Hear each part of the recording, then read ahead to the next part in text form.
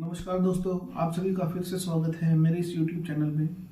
और आज हम एक बहुत ही इम्पोर्टेंट टॉपिक पे बात करने वाले हैं जो कि है बेड सोर्स।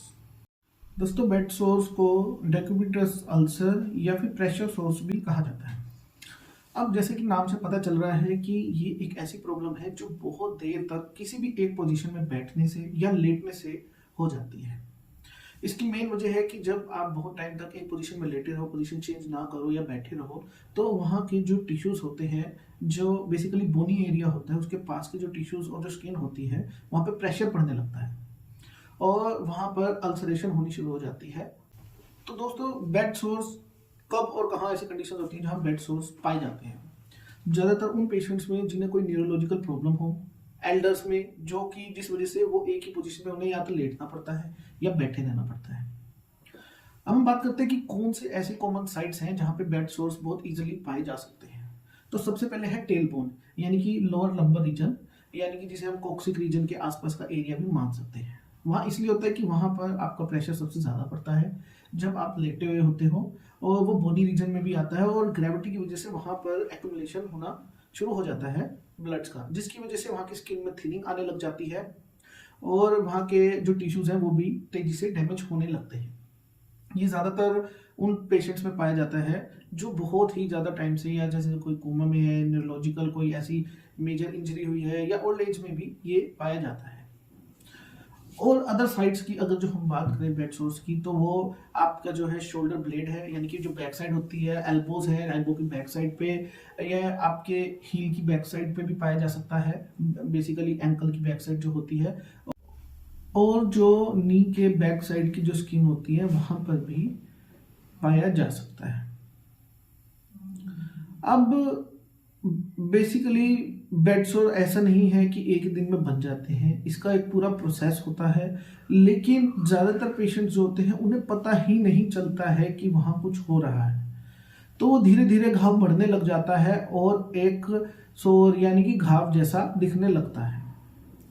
इसमें सबसे पहले होता है सेलुलाइटिस। सेलुलाइटिस का मतलब वहाँ पे जो सेल है, जो वहाँ के टिश्यूज हैं, वो टूटने लगते हैं और वहाँ पर इन्फ्लामेशन के साइन आने लगते हैं। जैसे कि वहाँ पर सोजिश पाई जा सकती है, रेडनेस पाई जा सकती है, और सीवियर केसेस में वहाँ पर पस भी पाई जा सकती है। ये धीरे धीरे जब वहाँ पर ध्यान नहीं दिया जाएगा और धीरे धीरे पस डेवलप होने लग जाएगी, तो धीरे धीरे सेकंड स्टेज में केस पहुंचने लगेगा, यानी कि वो इन्फेक्शन वहाँ की हड्डी तक भी जा सकता है, और फिर कई सीवियर केसेस में ये कैंसर में भी कन्वर्ट हो सकता है। तो हम बात करते हैं कि वो कौन कौन से रिस्क फैक्टर्स हैं जिनका हमें ध्यान देना है अगर जो कोई पेशेंट बेड रिडन हो, ताकि उससे ये दिक्कतें ना हो। तो सबसे पहला रिस्क फैक्टर होता है कि वही जो हमने बताया, इमोबिलाइजेशन, कि आप पेशेंट को हिला ही नहीं रहे हैं, वो वहाँ पड़ा है, उसकी पोजीशन चेंज नहीं हो रही है, वहाँ पे दबाव बहुत ज़्यादा पड़ रहा है। और दूसरा केस होता है इनकॉन्टिनेंस।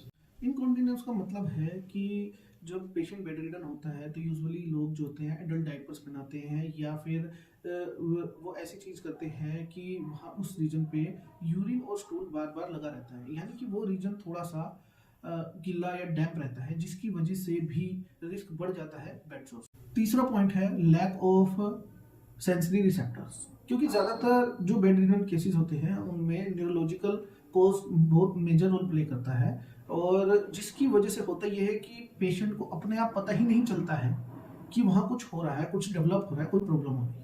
चौथा पॉइंट है पुअर न्यूट्रिशन एंड हाइड्रेशन, यानी कि आप प्रॉपर अमाउंट में डाइट में जो आपको प्रोटीन्स और जो न्यूट्रिएंट्स, जो विटामिन आपको चाहिए, जिससे कि सेल बार बार बनते रहें और इतनी जल्दी टूटे ना और ब्रेक ना और हाइड्रेशन रहे, वो आप प्रॉपर नहीं दे पाते। Last and most important point है कि कोई आपको अंडरलाइंग मेडिकल डिसीज पहले से है, जैसे कि डायबिटीज। डायबिटीज में ये चीजें होना 10 गुना ज्यादा कॉमन है as compared to normal person में।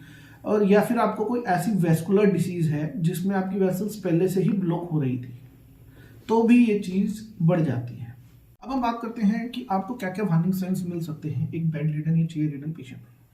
सबसे पहला है कि जब आप चेक करेंगे तो वो जहाँ पर बेड सोर डेवलप होने लग रहा होगा वो एरिया थोड़ा सा टेंडर दिखेगा, थोड़ा सा स्वोलन दिख सकता है। तीसरी चीज, वहाँ पे जो टेम्परेचर है वो बाकी बॉडी के मुकाबले थोड़ा सा या तो कूलर मिल सकता है, यानी कि ठंडा या वार्मर मिल सकता है, जिसमें इन्फ्लेमेशन हुई हो। नेक्स्ट पॉइंट कि वहाँ का जो कलर है वो डार्कर होगा थोड़ा। और last but not the least कि वहाँ पर पस बननी शुरू हो चुकी हो। वार्निंग साइन है, तो अब हमने इन वार्निंग साइन से कैसे टैकल करना है। तो मेरा कहने का मतलब कि अब हमने ऐसा क्या करना है कि हम बेड सोर को होने से, अगर जो शुरू होने भी लग गया है तो उसे रोक सके, यानी कि प्रिकॉशंस।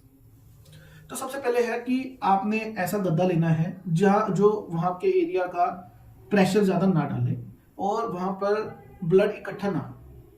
ऐसे आजकल मैट्स आते हैं जो वहाँ पे ड्राई रखते हैं और एब्जॉर्प्शन करके रखते हैं। दूसरी चीज़ आती है चेंज ऑफ पोजीशन।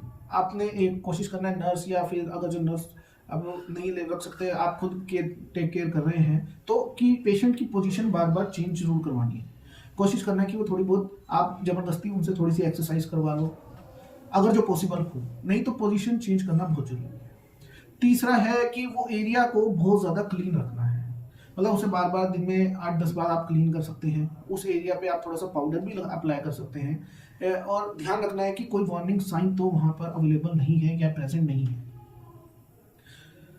तो ये कुछ चीज़ें हैं जिनका अगर जो आप ध्यान रखोगे तो अल्सर बढ़ेगा नहीं, बेड सोर्स आगे डेवलप नहीं होंगे। और अगर जो हो गए हैं तो उसके लिए भी हम ये इन चीज़ों का प्रिकॉशन रख सकते हैं, जैसे कि बार बार ड्रेसिंग करना, ड्रेसिंग के साथ पोजीशन चेंज करनी बहुत ज़रूरी है ताकि एक पर्टिकुलर एरिया पे प्रेशर और फर्दर ना आए।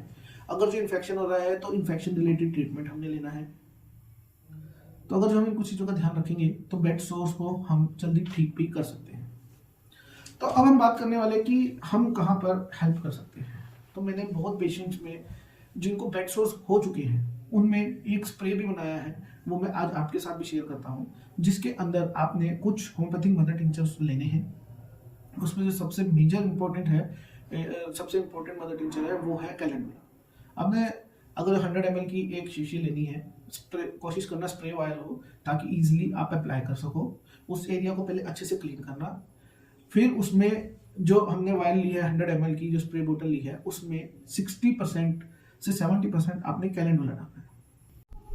उसके अलावा 5% उसमें पेट्रोलियम मदर टिंचर डालना है, 5% चाइना मदर टिंचर डालना है, 5% उसमें कैंथेरिस मदर टिंचर डालना है और 5% पियोनिया मदर टिंचर डालना है। तो एक सॉल्यूशन तैयार हो जाएगा जिसको आपने उस पे बार बार दिन में 10 बार 20 बार जब भी आप उसकी ड्रेसिंग करें या जब भी पोजीशन चेंज करें उसे जरूर अप्लाई करना है। इससे मैंने बहुत लोगों के बेड सोर्स बहुत जल्दी भरे हैं। और अब हम बात करते हैं कुछ होम्योपैथिक मेडिसिन की जो आप इसके अलावा दे सकते हैं हायर डोज में। अलग अलग चीज़ में अलग अलग विद कंडीशन के हिसाब से होती हैं वैसे तो, लेकिन मैं बताता हूँ कि इसमें जो सबसे मेन है वो है कार्बो एनिमेलिस। कार्बो एनिमेलिस हाईली रिकमेंडेड मेडिसिन होती है इन चीज़ों के लिए। दूसरी है हिपरसल्फ, तीसरी है पायरोजिनम, चौथी है आर्सेनिक एल्बम और पांचवी है पियोनिया। इनको कॉन्स्टिट्यूशनली देना है, मतलब सिम्टम्स के अकॉर्डिंगली देना है।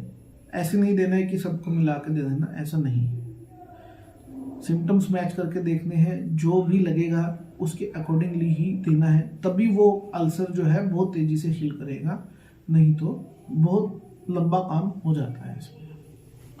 अगर जो आपको हमारी ये वीडियो अच्छी लगी हो तो ज़्यादा से ज़्यादा शेयर कीजिए, सब्सक्राइब कीजिए, और अगर जो आपको किसी पर्टिकुलर टॉपिक पर बात करनी है तो आप हमारे कमेंट सेक्शन में बता सकते हैं।